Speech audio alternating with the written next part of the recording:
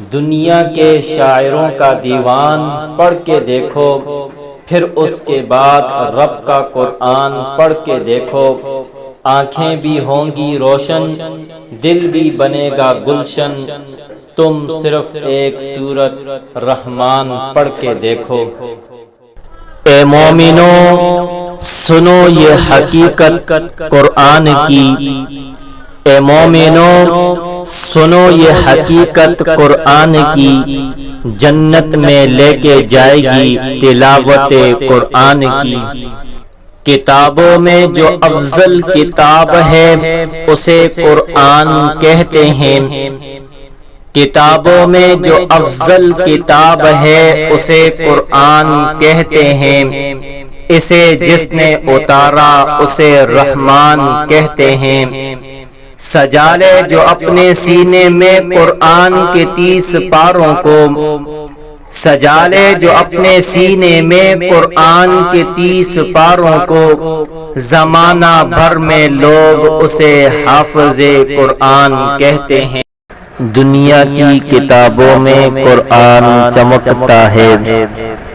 دنیا کی کتابوں میں قرآن چمکتا ہے، قرآن میں اللہ کا فرمان چمکتا ہے۔ عادت بنا لے جو تلاوت قرآن کی،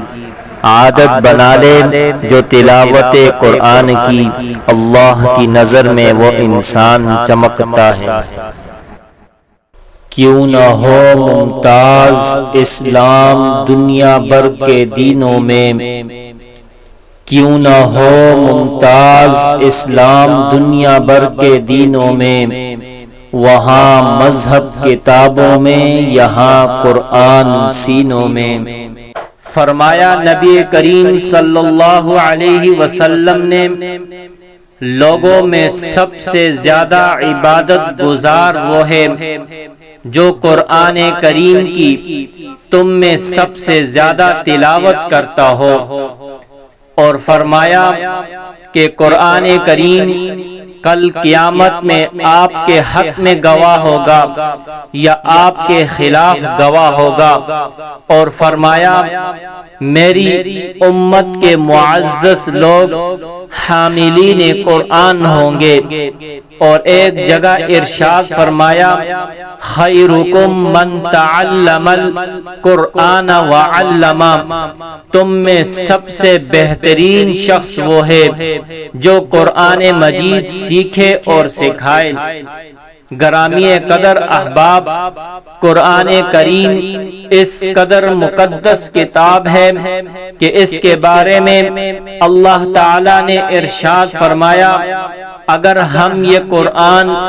ایک پہاڑ پر اتارتے، اے مخاطب تو دیکھ لیتا، وہ اللہ تعالی کے خوف سے دب کر پھٹ جاتا۔ سامعین محترم، قرآن کریم ایسا بہترین ہم نشین ہے جس کی تلاوت سے کوئی اکتاتا نہیں، اور جتنی اس قرآن کی تلاوت کی جائے، تلاوت میں اور زیادہ خوبصورتی آتی ہے۔ جب قرآنی آیتوں سے قاریوں نے اپنی آنکھیں ٹھنڈی کر لی تو میں نے ان سے کہا، تمہیں اللہ کی مضبوط رسی مل گئی ہے، اب اسے مضبوطی سے پکڑے رہو